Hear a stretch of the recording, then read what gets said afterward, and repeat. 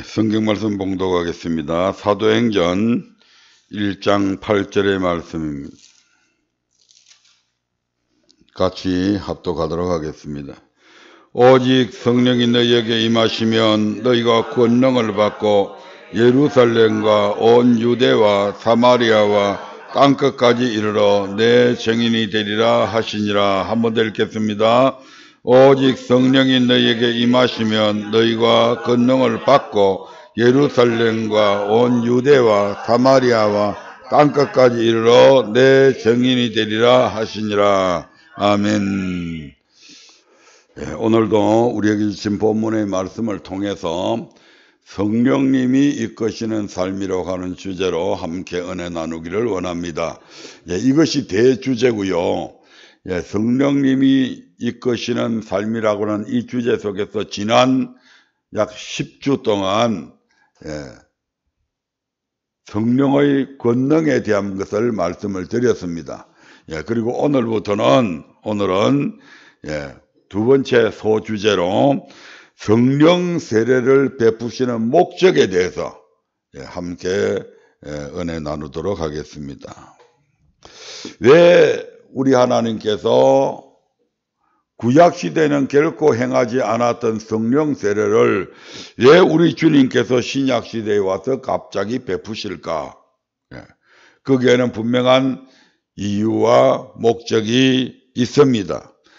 첫 번째로 우리가 성령 세례를 받아야 회개에 합당한 열매를 더 많이 맺을 수 있기 때문에 성령 세례를 베푸십니다. 마태복음 3장 11절의 말씀을 한번 보겠습니다. 마태복음 3장 11절입니다. 다 같이 읽어보겠습니다. 시작. 나는 너희로 회개케 하기 위하여 물로 세례를 주거니와 내 뒤에 오시는 이는 나보다 능력이 많으시니 나는 그의 신을 들기도 감당치 못하겠노라. 그는 성령과 불로 너희에게 세례를 주실 것이요. 아멘. 이 마태복음 3장의 핵심, 이 마태복음 3장의 1절부터 마지막 절까지의 말씀을 딱 요약해서 가장 중요한 키포인트가 있다고 한다면 바로 뭐겠어요? 오늘 퀴즈 낸다, 퀴즈. 바로 회개에 합당한 열매를 맺으라고 하는 말씀입니다. 회개에 합당한 열매를 맺으라. 이게 이 마태복음 3장의 핵심입니다.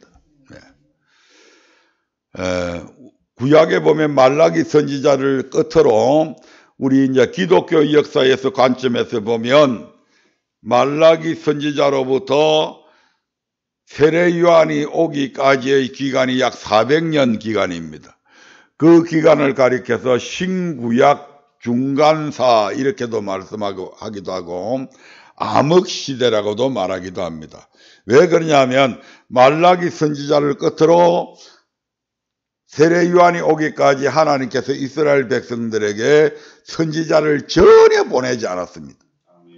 선지자를 보내지 않으니까 말씀을 제대로 들을 수가 없고 말씀을 제대로 듣지 못하는 백성들은 하나님을 제대로 섬길 수가 없는 것은 너무나 당연한 이치잖아요. 더군다나 이 시기에는 세계사적으로도 여러 가지 엄청난 변화가 일어납니다. 페르시아 제국이 헬라 제국에 의해서 멸망당하는 사건이 이 사이에 일어나고요. 그래서 그 유명한 알렉산더 대왕이 페르시아 제국을 멸망시키고 그가 이제 헬라 제국을 구성을 해서 전 세계로 뻗쳐나가는 도중에 안타깝게도 이 알렉산더 대왕은 33살의 젊은 나이에 결국 죽게 됩니다. 아프리카 정복을 나갔다가 말라리아인가 하는 그런 병에 걸려가지고 결국 그 열병으로 인해 죽게 됩니다. 그 알렉산더 대왕이 이제 죽게 되니까 헬라 제국이 내동가리로 나죠. 그래서 각 장군들이 자기의 그 나라들을 이제 왕국을 4개로 나누어서 통치하게 되는데 그러면서 거기에 이제 로마 제국이라고 하는 게 탄생을 하게 됩니다. 그래서 이 로마 제국이 그 전 지역을 점령하게 되죠. 그래서 우리가 잘 알고 있는 이스라엘 땅덩어리도 결국 로마의 식민지로 전락하게 됩니다. 한때 엄청난 위용을 자랑했던 이집트까지도 전부 다 점령을 당하게 되죠. 그래서 유명한 클레오파트라의 사건이 바로 거기에 나타나고 있잖아요. 이러한 시기입니다. 그러면서 이스라엘 백성들, 이스라엘 사이에서도 엄청난 변화가 일어나게 되는데 결국 헬라의 문화들이 이스라엘 문화 속으로 들어오잖아요. 그러면서 아람어로 되어 있던 또 히브리어로 되어 있던 성경도 70인역이라든지 이런 걸 통해서 헬라어로 번역되는 사건들이 바로 이 시기에 다 일어나는 겁니다. 이러한 엄청난 변했기에 이제 드디어 400년이 끝날 쯤에 바로 세례 요한이 등장하게 되는 것이죠. 이 세례 요한이 등장해서 제일 일성으로 한 얘기가 바로 회개에 합당한 열매 맺어야 된다. 너희가 비록 아브라함의 자손, 그래 안다, 나도 안다. 너희들이 믿음의 조상인 아브라함의 후손인 거, 아브라함의 혈통인 거 나도 안다. 그러나 아브라함의 자손이라고 해서 다 천국 가는 거 아니다. 그 어떤 사람도 회개에 합당한 열매 맺지 않으면 절대로 천국 못 간다. 회개에 합당한 열매 맺느냐 열매 맺지 않느냐에 따라서 천국을 가기도 하고 지옥을 가기도 한다. 그러면서 이 세례 요한이 그래서 나는 너희에게 지금 3장 11절에서 말씀하는 것처럼 회개케 하기 위해서 너희들에게 지금 이 요단강에서 물 세례를 주고 있는 것이다. 지금 이렇게 선포하고 있는 겁니다. 그러니까 물 세례라고 하는 것은 뭐냐면 우리가 얼굴을 씻는 것을 세수한다고 그러잖아요. 발을 씻는 것을 뭐라고 그래요? 세족한다고 그러잖아요. 목욕탕 가서 때 씻는 사람들을 뭐라고 그래요? 세신사. 요새는 그거 붙여가지고 그냥 때밀이 이렇게 안 하고 때 씻는 사람들을 세신사라고 이렇게 붙이잖아요. 그래서 이렇게 세례라고 하는 것은 물로서 우리의 물로 모든 걸 씻듯이 우리의 마음도, 우리의 죄악들도 이렇게 세례를 통해서 씻는다는 이런 의미를 갖고 있습니다. 그래서 세례 요한이 나는 너희로 회개케 하기 위해 물로 세례를 준다. 너희들이 이 400년 동안 너희 조상들부터 너희들까지 지금 계속적으로 죄를 짓고 있는데 이제는 이 잘못된 삶에서 돌이켜야 된다. 그래서 지금 세례 요한이 여기서 물 세례를 주고 있는 것입니다. 그런데 이 물 세례만으로서는 회개에 합당한 열매를 맺기가 힘듭니다. 왜냐하면 이것은 지속성이 없다 이 말입니다. 물 세례 한번 받음으로써 끝나버립니다. 그러면서 지금 3장 11절에서 뭐라고 이야기합니까?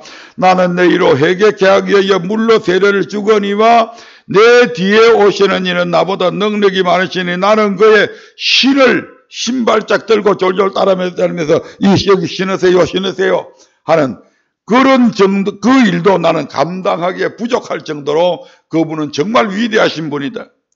그리고 그분이 바로 성령과 불로 너희에게 세례를 주실 것이다 이렇게 말씀합니다. 즉 성령 세례를 우리가 회개에 합당한 열매를 지속적으로 맺기 위해서는 뭐가 필요하다? 반드시 뭐가 필요하다? 성령 세례가 필요하다. 그리고 이 성령 세례는 누가 주신다? 예수님이 주신다고 말씀하고 있는 겁니다. 아멘. 그래서 성령 세례를 베푸시는 주된 목적은 바로 우리가 하여금 회개에 합당한 열매를 더 많이 맺게 하기 위해서 이러한 성령 세례를 주십니다. 두 번째로 신약의 법을 지키기 위해서는 반드시 성령 세례 받아야 됩니다. 그래서 신약의 법이 어떤 법이죠? 끝의 법 플러스 속의 법입니다. 히브리서 1장 1절 2절의 말씀을 한번 보겠습니다. 히브리서 1장 1절 2절입니다. 같이 읽어볼까요? 시작. 옛적에 선지자들로 여러 부분과 여러 모양으로 우리 조상들에게 말씀하신 하나님이 이 모든 날 마지막에 아들로 우리에게 말씀하셨으니 이 아들을 만유의 후타로 세우시고 또 저로 말미암아 모든 세계를 지으셨느니라. 아멘. 우리 주님은 창조사역에 성부 하나님과 함께 하셨다는 얘기입니다. 아멘. 옛적에 예수님이 오시기 이전에, 즉 구약 시대에는 우리 하나님께서 누구를 통해서? 선지자들을 통해서 여러 부분과 여러 모양으로 우리 조상들에게 말씀을 하셨다. 하나님이 누구를 통해서? 선지자들을 통해서. 그 대표적인 선지자가 누구죠? 모세를 통해서. 그리고 그 외에 이사야, 예레미야, 에스겔, 다니엘, 호세아 절비한 그러한 선지자들을 통해서 하나님의 말씀을 여러 부분과 여러 모양으로 말씀해 주셨다. 때로는 상징적인 모습으로. 그런데 이 모든 날 마지막에 이 말세에는 누구를 통해서? 마지막에는 이 말세에는 아들로 우리에게 말씀하셨다. 하나님의 아들을 통해서 우리에게 말씀해 주셨다 이 말입니다. 그런데 이 아들을 통해서 주신 말씀은 구약의 율법과는 차이가 있다 이 말입니다. 선지자들이 선포했던 말씀들과는 분명한 차이가 있습니다. 마태복음 5장 17절 한번 볼까요? 마태복음 5장 17절입니다. 같이 읽겠습니다. 시작. 내가 율법이나 선지자나 폐하러 온 줄로 생각지 말라. 폐하러 온 것이 아니요 완전케 하려 함이로라. 아멘. 우리 주님께서 이 땅에 오셔서 우리에게 말씀을 전하셨는데, 이 마지막 때에 우리 주님께서 전하신 그 말씀은 주님께서 율법이나 선지자나 구약에 하신 말씀들을 폐하러 온 것이 아니고 그 말씀들을 뭐하게 왔다고요? 완전케 하기 위해서 왔다. 이렇게 지금 말씀하고 있는 거잖아요. 즉 구약의 율법은 끝의 율법만 지키면 됩니다. 그런데 신약의 율법은 속의 법까지도 지켜야 되죠. 그 대표적인 것이 바로 마태복음 5장 21절에 보면 이렇게 나와 있다 이 말입니다. 마태복음 5장 21절입니다. 시작. 옛사람에게 말한 바 살인치 말라. 누구든지 살인하면 심판을 받게 되리라 했던 것을 너희가 들었으나 나는 너희에게 이르노니 형제에게 노하는 자마다 심판을 받게 되고 형제를 대하여 라가라 하는 자는 공회에 잡히게 되고 미련한 놈이라 하는 자는 지옥 불에 들어가게 되리라. 아멘. 옛사람, 옛날에는 누구를 통해서 말씀을 전했다고요? 선지자들을 통해서 말씀을 전했는데 거기에는 살인치 말라 하는 말씀이 거기에 있다. 누구든지 살인하면 심판받는다 이렇게 기록이 되어져 있다. 그런데 마지막 날에는 누구를 통해서요? 아들을 통해서. 즉 예수님은 나는 너희에게 이르노니 형제에게 노하는 자마다 심판을 받게 되고 형제를 대하여 라가라고 하는 그런 욕을 하는 자도 공회에 잡히게 되고 미련한 놈이라고 하는 형제에게 모욕적인 그런 말을 하는 사람도 지옥불에 들어가게 된다. 차이가 있죠. 즉 구약은 끝의 법만 지키면 되지만 직접적으로 살인 안 하면 되지만 신약 시대에 있어서는 마음속으로도 죄짓지 마라 이 말입니다. 그리고 이제 간음에 대한 교훈도 새롭게 주님께서 말씀하시죠.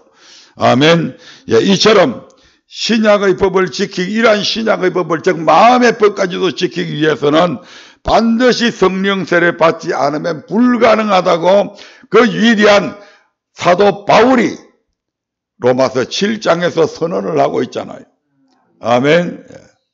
바울이 어떤 사람입니까? 빌립보서 3장 6절에서 나는 율법의 여론은 흠이 없다라고 하던 사람이잖아요. 즉 율법을 다 지켰다 이 말입니다. 그런데 이 바울이 지킨 율법은 구약의 선지자들이 가르친 끝의 법을 얘기하는 겁니다. 그건 내가 다 지켰다 이 말이죠. 그런데 로마서 7장에서 말씀하는 그 율법은 끝의 법뿐만 아니고 속의 법까지도 얘기합니다. 그런데 이 속의 법은 사도 바울이 지킬 수 있었다 없었다? 도저히 지킬 수 없다고 고백하고 있잖아요. 그래서 못 지키면 어떻게 돼요? 지옥 가잖아요. 그래서 오라 나는 공고한 사람이다 이렇게 고백하는 거죠. 그러면서 8장에 들어가면 바로 생명의 성령, 즉 성령의 도우심을 통해서 이 법까지도 지킬 수 있다고 고백하고 있는 거잖아요. 아멘. 예. 그래서 이러한 성령 세례를 받아야 신약의 이러한 법들을 지킬 수가 있다 이 말입니다. 그런데 오늘 우리가 함께 은혜 나누기를 원하는 것은 바로 이 세 번째 제목입니다. 예.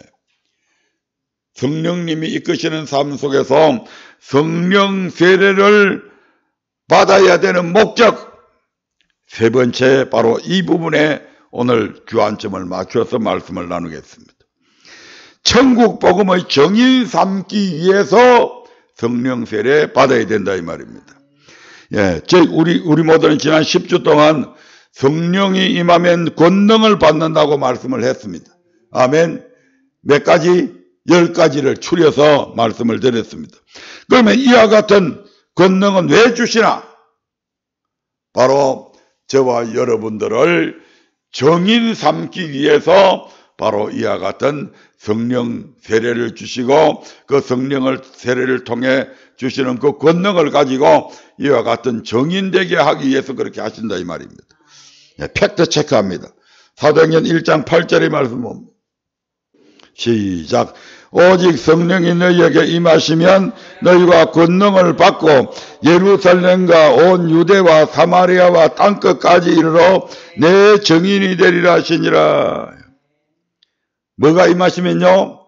성령이 임하시면, 오직 성령이 너희에게 임하시면 정인된다 이 말입니다. 그럼 성령 임하지 않는 보혜사 성령을 받지 못한 사람들이 뭐 목사다 뭐다 권능 있어 목사다 뭐다 하면 그 사람들이 정인될 수 있을까요? 없어요. 주님께서 안 된다고 얘기해요. 자격 미달이다 이 말입니다. 적어도 최소한 성령을 받은 사람들이 정인될 자격이 되는, 기본적으로 정인이 되는 겁니다. 예. 성령 세례 안 받으면, 보혜사 성령 안 받은 사람은 근본적으로 주님의 판단에서 딱 기준에서 보면 자격 미달입니다. 자기들이 세상에서 어디에서 목회 안수를 받았든지 목사 안수를 받았든지 간에 상관없습니다. 정통 교단에서 받았다고요? 아닙니다. 주님은 지금 그걸 얘기하는 것이 아니고 성령 세례니 받았나 안 받았냐? 바로 그걸 가지고 주님의 정인되는 자격을 여기서 기준을 딱 정해놨잖아요. 아멘. 성령 세례를 받게 되면 비로소 예루살렘과 온 유대, 예루살렘이라고 하는 것은 이스라엘의 가장 중심부를 얘기합니다. 이제 오늘날 우리 사회를 얘기하면 우리 가정 이 말입니다.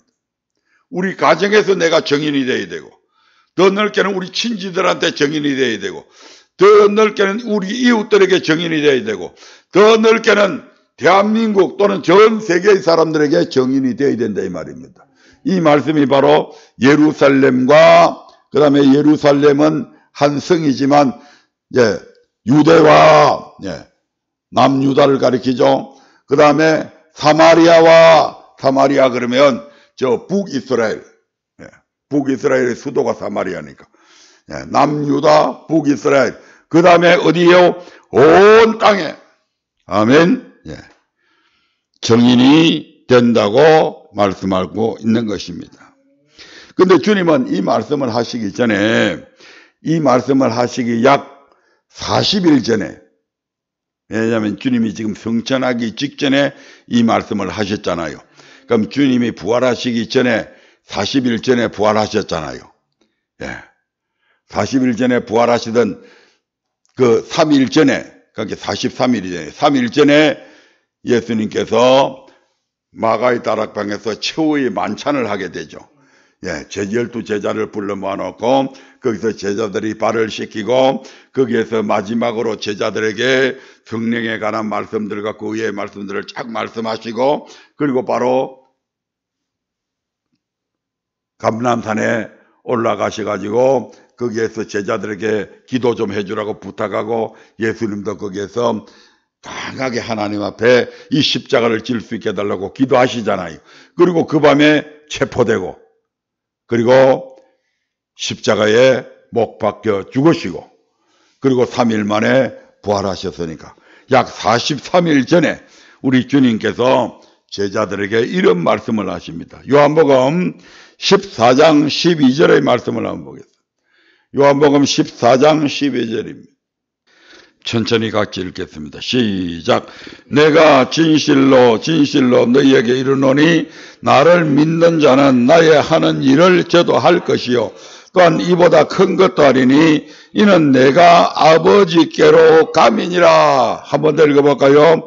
내가 진실로 진실로 너희에게 이르노니 나를 믿는 자는 나의 하는 일을 저도 할 것이요 또한 이보다 큰 것도 하리니 이는 내가 아버지께로 감이니라. 주님께서는 이 땅에 영원토록 계실 수가 없습니다. 또는 80, 90 먹을 때까지 이 땅에 계시면서 말씀을 전해 주실 수가 없다 이 말입니다. 왜냐하면 전 인류의 죄를 대속하기 위해서 주님은 지금 십자가에 못 박혀 돌아가셔야 하기 때문에, 그럼 돌아가시고 나면 주님으로부터 그동안 전파되어지는 그 모든 사역들 말씀들이 딱 끊겨버리잖아요. 예. 근데 그렇게 하지 아니하시고 이제 주님께서 나는 예루살렘에 올라가서 죽게 되니까 예수님께서 이제 여태껏 하셨던 그 모든 사역을 누가 한다고요? 나를 믿는 자. 예수님을 그리스도시여 살아계신 하나님의 아들로 믿는 모든 사람들, 특별히 여기에서는 바로 제자들 이 말입니다. 나를 믿는 이 제자들은 뭘 한다고요? 나의 하는 일을 저도 할 것이다. 또한 이보다 큰 것도 할 수 있다. 이는 내가 어디로 가기 때문에? 아버지께로 가기 때문이다. 아버지께로 가기 위해서는 십자가에 못 박혀 죽으셔야 되고, 죽은 후에 3일 만에 부활하셔야 되고, 40일 동안 주님께서 계시다가 아버지께로 성천에서 올라가셨잖아요. 내가 올라가기 때문에 이제는 이 일을 누가 해야 된다? 제자들 너희가 해야 된다. 그래서 이제 제자들에게 예수님께서 예수님이 하시던 일을 제자들에게 위임했다 이 말입니다. 여기서부터. 아멘. 예. 그럼 예수님께서 구체적으로 어떤 일을 하셨냐? 물론 여러 가지 일들을 하셨지만 누가복음 4장 43절에서는 이렇게 말씀합니다. 예, 누가복음 4장 43절입니다. 같이 읽어봅니다. 예수께서 이르시되 내가 다른 동네에서도 하나님의 나라 복음을 전하여 하리니 나는 이 일로 보내심을 입었노라. 하늘에서 하나님과 함께 계셨던, 말씀으로 계셨던 그 하나님이 이 땅에 오셨는데 누가 보내서? 하나님이 보내셔서 이 땅에 오셨는데 오실 때 뭘 입고 오셨다? 사람의 몸을 입고 오셨다. 하나님의 실체 그대로를 갖고 임하신 것이 아니라 사람의 몸을 입고 오셨다. 아멘. 예. 그래서 와가지고 우리 주님께서 뭘 하셨다고요? 하나님의 나라 복음을 전하기 위해서 보내심을 받았다고 얘기하잖아요. 예수님께서 이 땅에 오셔서 해야 될 일들 가운데 가장 중요한 것이 있다면 십자가에 달려 돌아가시는 일과 또 하나는 바로 하나님의 나라 복음 전하는 일이었습니다. 아멘. 예, 하나님의 나라 복음을 전해야 된다. 마태복음 4장 23절 한번 볼까요? 마태복음 4장 23절입니다. 시작. 예수께서 온 갈릴리에 두루 다니사 저희 회당에서 가르치시며 천국 복음을 전파하시며 백성 중에 모든 병과 모든 약한 것을 고치시니. 아멘. 누가복음에서는 하나님의 나라 복음이라고 말씀을 했고, 예, 하나님이라고 하는 그 이름이 너무 거룩하고 위대하기 때문에 유태인들은 하나님이라는 용어를 잘 안 씁니다. 더군다나 거기에서 더 나아가 여호와라고 하는 이름도 잘 안 씁니다. 그 이름이 너무 거룩하기 때문에 그런 부분이 나올 때는, 기록을 할 때는 가서 다시 목욕을 하고 와서 적을 정도로 그들은 하나님이라든지 여호와의 이름을 함부로 부르지가 않습니다. 그래서 여기 마태는 유태인이잖아요. 그래서 이 마태는 여기에서 뭐라고 얘기해? 하나님의 나라 복음을 천국 복음이다 이렇게 지금 말씀하고 있는 거잖아요. 예, 천국 복음을 전파하시며. 예. 마태복음 9장 35절 36절도 보겠습니다. 같이 읽어보겠습니다. 시작. 예수께서 모든 성과 촌에 두루 다니사 저희 회당에서 가르치시며 천국 복음을 전파하시며 모든 병과 모든 약한 것을 고치시니라. 무리를 보시고 민망히 여기시니 이는 저희가 목자 없는 양과 같이 고생하며 유리함이라. 이처럼 주님은 최후의 만찬 석상에서 이제 당신께서 예루살렘에 입성하신 후에 인류의 속죄 제물이 되실 것과 당신께서 해오셨던 천국 복음을 더 이상 전할 수 없음을 아시고 이를 제자들에게 위임하시게 됩니다. 하지만 주님께서는 이 제자들 스스로 그 일을 감당할 수 없음을 누구보다도 잘 알고 계시죠. 제자들 보고 이 천국 복음 전하러 가면 그들이 전할 수 있습니까? 못 전해. 왜? 예수님이 전하셔도 막 돌을 던지려고 그랬고, 예수님이 전하실 때도 막 외면하기도 그랬고, 반발 일으키고 분을 내고 그렇게 했는데, 이 제자들이 전하면 그런 일들이 더 하겠죠. 네. 겁이 나서도 못 전합니다. 그래서 저들이 감당할 수 없음을 누구보다도 주님은 잘 알고 계셨기에 그 제자들을 도울 자를 붙여주시게 됩니다. 누구를 붙여주셔서요? 주님은 결단코 우리가 감당할 수 없는 일들을 우리에게 명하시는 적이 없습니다. 그러므로 주님께서 이거 해라고 이야기하면 그대로 순종하면 불가능한 일들도 할 수 있게 되어진다 이 말입니다. 주님은 당신의 명령하시는 일에 대해서 책임지시는 분입니다. 누구처럼 지시해 놔놓고 문제가 생기면 뒤로 슬그머니 숨어버리는 그런 비겁자가 아니란 말이에요. 당신이 명령한 일에 책임질 줄 아는 그런 분입니다.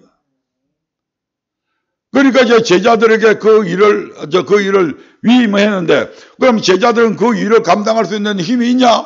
없다 이 말입니다. 그러니까 주님께서는 그 일을 감당할 수 있는 분을 그들에게 붙여주셔야 되잖아요. 예, 그래서 붙여주십니다. 그러므로 우리 주님께서는 명령하신 일에 대해서 무책임한 그런 분이 아니다 이 말입니다. 말썽이 일어나면 나 몰라라고 도망가고 놈 뒤에 숨어버리는 그런 분이 아니라고요. 예. 요한복음 14장 16절부터 17절의 말씀을 보겠습니다. 네, 이어지는 말씀들이죠. 계속해서. 네, 천천히 같이 읽어보겠습니다. 시작.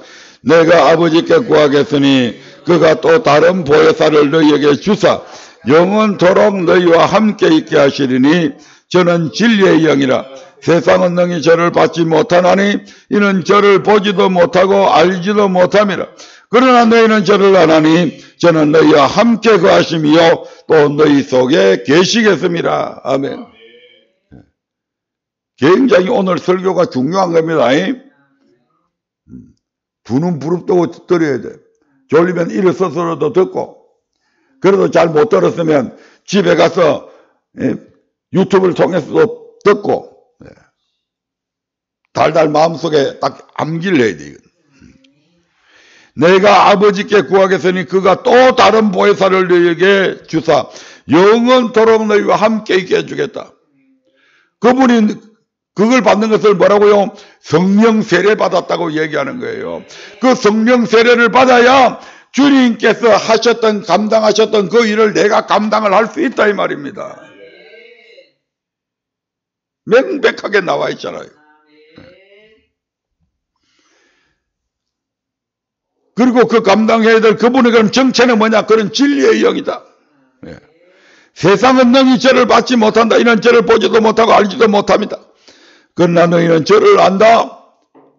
어떻게 하냐? 저는 바로 너희와 함께 거하시며 또 너희 속에 계실 것이기 때문에 너희가 이 성령, 보혜사 성령 받으면 내가 보혜사 성령 받았는지 안 받았는지 알 수 있다 없다? 알 수 있다 이 말입니다. 그런데 왜 혼자서 맨날 날 때리고 그래요? 왜 혼자서 감당하려고 그래요? 힘도 없는 것들이. 주님 없이 왜 혼자서 나서냐고요? 자기 영광을 위해서. 아멘. 그분과 함께하면 되는데, 그분의 도우심을 받으면 되는데 왜 그분보다 앞서 나가려고 그러냐 이 말입니다. 성령님의 이끄심을 따라서 살아야 될 우리들이 성령님을 앞서 나가려고 하다가 실패하는 일들이 얼마나 많습니까? 내가 아버지께 구하겠으니 그가 또 다른 보혜사를 너희에게 주실 것이다. 또 다른 보혜사라고 하는 것은 여태 것은 주님께서 이 땅에 계시면서 제자들이 보혜사가 되어 주셨습니다. 보혜사라고 하는 뜻을 말씀을 드렸죠. 파라클레토스, 곁에 계신 분, 위로자, 보호자, 도와주시는 분, 그런 뜻을 갖고 있다고 그랬잖아요. 여태 것은 주님께서 제자들 곁에 있어서 제자들, 바리새인과 서기관들이 제자들을 공격하고 그러면 예수님께서 그 제자들을 전부 다 감싸 주셨잖아요. 왜 당신의 제자들은 왜 장로들의 유전을 지키지 않습니까? 어떤 유전? 왜 안식일 날 보리삭을 길 가다가 잘라 먹어가지고 왜 이런 짓을 합니까? 안식일에 왜 못할 짓을 합니까? 그래서 따질 때에 예수님께서 야, 구약의 사건, 다윗이 제사장밖에 먹을 수 없는 그 떡을 먹은 사건들을 얘기하면서 변호해 주시잖아요. 왜 당신의 제자들은 음식 먹을 때 손을 안 씻고 먹습니까? 장로들의 유전에는 반드시 손을 씻고 먹도록 되어 있는데요. 그때도 예수님께서 뭐라고 말씀하십니까? 야, 손을 안 씻고 떡 먹는다고 해서 이스라엘 백성들은 손으로 떡을 집은 손 안 씻고 떡을 먹는다고 해서 그게 죄가 되는 거 아니다. 단지 음식은 배로 들어가서 뒤로 배설하면 끝난다. 그게 뭐가 잘못됐다는 얘기냐? 물론 위생상 안 좋은 거는 있겠지만 그것 자체가 죄가 되는 건 아니다 이 말입니다. 그래서 사방에서 예수님의 제자들을 공격하고 그렇게 할 때 전부 다 예수님께서 다 보호해 주셨잖아요. 그들이 보호자가 되어서 변호해 주시고 다 했잖아요. 근데 이제 그 예수님이 떠나게 됩니다. 그러면 제자들 뭐 홀로 남게 되잖아요. 그러니까 나는 너희가 홀로 남도록 안 해주겠다 이 말입니다. 너희들이 이제 내 대신 내가 하던 일들을 감당해야 되는데 그 일을 감당할 수 있도록 나보다 더 좋은 보혜사를 너희에게 붙여주겠다 이 말이잖아요. 지금. 이런데도 못한다고 하면 안 되잖아요. 그 성령께서는 항상 너희와 함께 거하실 것이고 너희 속에도 있을 것이다. 우리 안에, 여러분들 안에 성령님이 거하시고 있다 이 말입니다. 여러분의 곁에 성령님이 두 눈 뜨고 두 눈 부릅뜨고 여러분들을 지켜보고 있다고 그러면 그 말입니다. 그런데 뭐가 무서워요? 뭐가 두려워요? 세상 사람들이 가지고 있는 지식, 세상 사람들이 가지고 있는 권세, 그게 두렵습니까? 제자들은 우리가 모두 알다시피 불황무식한 자들이 많습니다. 저 갈릴리 바다에서 맨날 고기나 잡아먹던 그런 사람들이 대부분이잖아요. 한마디로 학문이 없는 사람들이잖아요. 그런 사람들이 공부를 많이 한 학문이 깊은 그런 바리새인과 서기관들 앞에 가면 말고 꺼내기 전에 주눅 들겠죠. 그 주눅 들게 안 하시는 분이 있다 이 말입니다. 그분이 바로 성령께서 내 안에 계셔서 내가 무슨 말을 해야 될지 모를 때에 성령께서 내가 그들에게 전할 말을 하게 만든다 이 말입니다. 스데반이 설교를 할 때에 그 스데반을 공격하려고 수많은 사람들이 항의하고 달려들었지만 그들이 스데반을 이겼어요? 못 이겼어요? 못 이겼잖아요. 스데반이 그들보다 학문이 깊어서가 아닙니다. 성령께서 스데반과 함께 하시기 때문에 그들이 스데반을 감당할 수 없었던 거죠. 네. 내가 아버지께 구하겠으니 그가 또 다른 보혜사를 너희에게 주사 영원토록 너희와 함께 있게 할 것이다. 저는 진리의 영이다. 여러분 뭐 나는 모른다 무식하다 그런 소리 하지 말아야 말입니다. 하나님의 영, 하나님의 말씀의 영, 그 말씀의 영이 들어오면 청산유수같이 말씀을 전할 수 있게 됩니다. 사도행전에 나중에 보십시오. 얼마나 그 무식한 베드로가 얼마나 말을 잘하는지. 그 말씀을 듣는 모든 사람들이 다 깜짝 놀래버리잖아요. 아니 저것들이 뭐 배우지도 못한 것들인 줄 알았더니, 범인인 줄 알았더니, 일반 평범한 그런 사람인 줄 알았더니, 야, 어떻게 저렇게 유창한 외국말로 저렇게 유창하게 할 수 있지? 다 깜짝 놀래버리잖아요.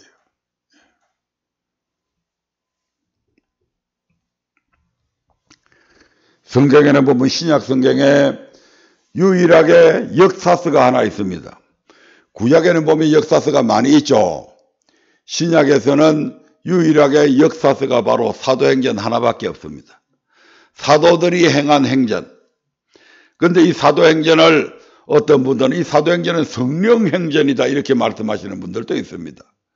왜냐하면 그 사도들에게 늘 성령께서 함께 하셔서 행하셨다 이 말입니다. 그래서 이 사도행전을 가리켜서 성령행전이다 이렇게 말씀하시는 분들도 있습니다. 이 사도들이 어떤 행동을 했는가? 이 사도행전 이전에 복음서의 내용들에 보면 예수님이 십자가에 못 박혀 죽으시고 나서 사도들은 바깥에 나가서 활동도 안 했습니다. 꽁꽁 골방에 틀어박혀 있었습니다. 왜? 혹시 자기들을 체포하러 누군가 올까 봐서 겁에 질려가지고 사람들이 오면 신분을 반드시 확인하고 문을 열어주기도 했고 한 곳에 모여 있으면서 얼마나 그들이 가슴 졸이며 살았는지 모른다 이 말입니다. 그런데 사도행전에 보면 놀라운 일들이 일어나게 됩니다. 성령 세례받은 표적에 대한 사도들의 첫 번째 설교 내용이 거기에 나옵니다. 한번 읽어볼까요? 사도행전 2장 14절부터 21절까지의 말씀을 한번 보겠습니다. 사도행전 2장 14절부터 21절까지입니다. 교독하도록 하겠습니다. 제가 한 절 읽고 여러분들이 한 절 읽고. 베드로가 열한 사도와 같이 서서 소리를 높여 가로되 유대인들과 예루살렘에 사는 모든 사람들아 이 일을 너희로 알게 할 것이니 내 말에 귀를 기울이라. 내가 내 당신이 너희 생각과 같이 이 사람들이 취한 것이 아니라 이는 곧 선지자 요엘로 말씀하신 것이니 일렀으되 하나님이 가라사대 말세에 내가 내 영으로 모든 육체에게 부어주리니 너희의 자녀들은 예언할 것이요 너희의 젊은이들은 환상을 보고 너희의 늙은이들은 꿈을 꾸리라. 그때에 내가 내 영으로 내 남종과 여종들에게 부어주리니 저희가 예언할 것이요 또 내가 위로 하늘에 쓰는 바와 아래로 땅에 쓰는 징조를 베풀리니 곧 피와 불과 연기로다. 20절 시작. 주의 크고 영화로운 날이 이르기 전에 해가 변하여 어두워지고 달이 변하여 피가 되리라. 누구든지 주의 이름을 부르는 자는 구원을 얻으리라 하였느니라. 아멘. 첫 번째 사도행전 2장 4절에서 제자들이 열심히 기도하니까 그들에게 성령 세례가 임하게 되죠. 성령 세례가 임하게 되니까 그들이 뭘 했어요? 방언을 말하게 되죠. 방언을 막 말하니까 그 방언을 듣는 사람들이 지금 16개 지방에서 올라온 각 나라에 흩어져 있던 유태인들이 오순절날 절기를 지키기 위해서 이 예루살렘에 다 모였다 이 말입니다. 몇 개국에서 올라왔다고요? 16개 국가에서 올라왔다면 그럼 언어가 다 틀리겠죠. 근데 언어가 다 틀리는데 딱 왔는데 지금 이 제자들이 막 방언으로 크게 소리하니까 그 방언을 지금 각 나라 사람들이 16개국에서 왔는데 16개국의 언어로 다 듣는 겁니다. 지금 사람들이. 로마에서 온 사람들은 뭐 또 헬라어로 듣는 사람도 있고 어떤 사람들은 또 아프리카에서 올라온 사람들은 그쪽 얘기로 지금 다 듣고 있는 겁니다. 그러면서 막 어떤 사람들은 울고 고함을 지르고 어떤 사람들은 눈물을 줄줄 흘리고 어떤 사람들은 막 구토를 하고 그런 일들이 일어나죠. 사도행전 2장을 보면 이제 그런 일들이 쭉 있습니다. 시간 관계상 다 설명을 못 하는데 그런 일이 나니까 사람들이 조롱을 해가지고 저것들이 왜 저래? 좀 미쳤네? 술 취했네? 이렇게 지금 이야기한 거다 이 말입니다. 술 취하면 울고 고함 지르고 하죠. 술 취하면 막 오바이트 하죠. 이제 그런 현상들이 지금 거기에 나타난 거예요. 그러니까 이제 사람들이 보고, 야, 저것들 술 취했다, 술 취해. 술 취해가지고 지금 얘기를 하는데 들으니까 자기들 말로 지금 얘기를 듣고 있는 거예요, 지금. 이 희한한 현상이 벌어진 겁니다. 그러니까 막 그들이, 이 사람들이 저것들 술 취해서 저렇다 이렇게 이야기하니까 지금 베드로가 11사도 같이 서서 소리를 높여 이제 여기에 대해서 설교를 하는 겁니다. 변명 설교죠. 예. 이 현상에 대한 변명 설교입니다. 그러면서 뭐라고 이야기합니까? 야, 지금 몇 시냐? 3시다. 유태인 날 시간은 우리나라 시간보다 6시간 빠릅니다. 그러니까 여기서 3시라고 하는 것은 우리나라 시간으로 하면 오전 9시다 이 말입니다. 예. 자, 지금 때가 제3시니까 너희 생각과 같이 이 사람들이 술 취한 건 아니다. 예. 왜? 이스라엘 나라 사람들은 우리나라 사람처럼 해장술 안 먹습니다. 예. 해장술 드셔보셨어요? 예. 아, 술 안 먹어서 모르겠어요. 예. 저는 바닷가 살았고 또 저 직장을 또 그런 계통에 있어 봐서 압니다. 새벽에 3시쯤 되면 막 경매하기 위해서 막 사람들이 나옵니다.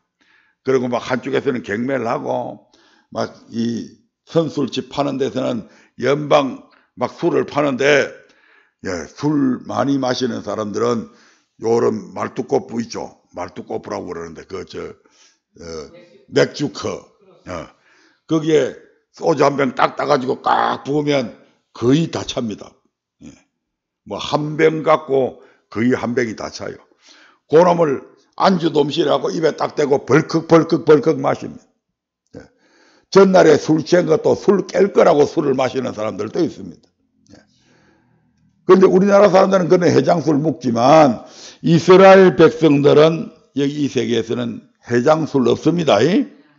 그러니까 당신들이 생각하는 것처럼 술 취한 거 아니다 이 말입니다. 어제 저녁에 술을 많이 마셔서 아침에 술이 안 깨서 이런 것도 아니고 아침 일찍 지금 3시잖아. 지금 9시잖아. 9시인데 여기에서 이 사람들이 술 취했겠냐 이 말이죠. 예. 그러니까 이 사람들이 술 취한 거 아니다. 이것은 어떤 현상이냐? 바로 구약의 요엘 선지자를 통해서 말씀하신 그 말씀이 지금 요대로 그 예언한 것이 지금 일어난 현상이다 하는 것을 설명을 하고 있는 것이죠. 그러면 구약의 요엘 선지서에서는 뭐라고 예언을 했냐? 요엘서 2장 28절부터 31절의 말씀을 보겠습니다. 요엘서 2장 28절부터 31절입니다. 같이 읽어봅니다. 시작. 그 후에 내가 내 신을 만민에게 부어주리니 저희 자녀들이 장래 일을 말할 것이며 너희 늙은이는 꿈을 꾸며 너희 젊은이는 이상을 볼 것이며 그때에 내가 또 내 신으로 남종과 여종에게 부어줄 것이며 내가 이적을 하늘과 땅에 베풀리니 곧 피와 불과 연기 기둥이라 여호와의 크고 두려운 날이 이르기 전에 해가 어두워지고 달이 핏빛같이 변하려니요 누구든지 여호와의 이름을 부르는 자는 구원을 얻으리니 아멘. 예, 거기까지만 보겠습니다.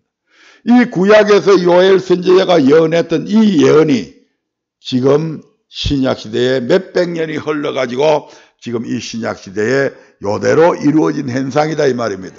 다시 말씀드리면 하나님이 당신의 영을 여호와의 신을 부어주셔서 충만하게 하셔서 지금 그들의 입에서 이렇게 방언을 말하고 그들이 지금 성령에 취해서 이와 같은 이상한 일들을 한다 이 말입니다. 아멘. 예. 이걸 지금 얘기하는 거죠. 예. 이렇게 그 말도 제대로 할 줄 몰랐던 그런 제자들, 베드로나 또는 고기 잡아먹던 사람들이나 아마 마태 같은 경우에는 조금 학문이 있을 것 같아요. 나다나엘도 그렇고. 예. 그러나 그 나머지 제자들은 거의 보면 무식한 사람들입니다. 그런데 그들이 지금 많은 유태인들 앞에서 이 구약의 요엘 선지자의 사건까지 딱 이야기하면서 지금 일사천리로 지금 얘기를 하는 겁니다. 예. 무엇을 통해서요? 성령 세례를 받으니까 이와 같은 현상들이 나타났다 이 말입니다. 아멘. 예, 성령 세례를 주면 이처럼 내가 잘 많이 배우지 못해도 정인될 수 있다 없다? 예, 정인될 수 있다 이 말입니다. 공부를 많이 했기 때문에 아니에요. 무슨 뭐 철학을 전공했기 때문에 아니에요. 그런 거 몰라도 돼요. 뭐 받으니까 오직 너희에게 성령이 임하시면 뭐 된다고요? 정인된다 이 말입니다. 정인될 짝에 갖추었다 이 말입니다. 성령 세례를 주시는 목적 바로 천국 복음을 정하는 정인, 예수 그리스도의 정인 삼으려고 주신다 이 말입니다. 아멘. 정인돼 보십시다. 이게 대통령도 뭐 잘한다고 선전하고, 내 선거철 되니까 막 떠들고 막 다니고, 그 잘 선전하는 사람들 최고로 치잖아요. 근데 누구를 자랑한다고요, 지금? 예수 그리스도의 부활을 자랑하고, 저 영원한 천국에 가는 것을 지금 얘기하는데, 담대함으로 외쳐야죠. 아멘. 여러분들 혈기 갖고 아니고 뭘 가지고? 성령의 능력을 힘입어서 하라 이 말입니다. 아멘. 오늘 말씀은 여기까지 하고 다음 주에 이어서 말씀 전하도록 하겠습니다. 다 같이 기도하겠습니다.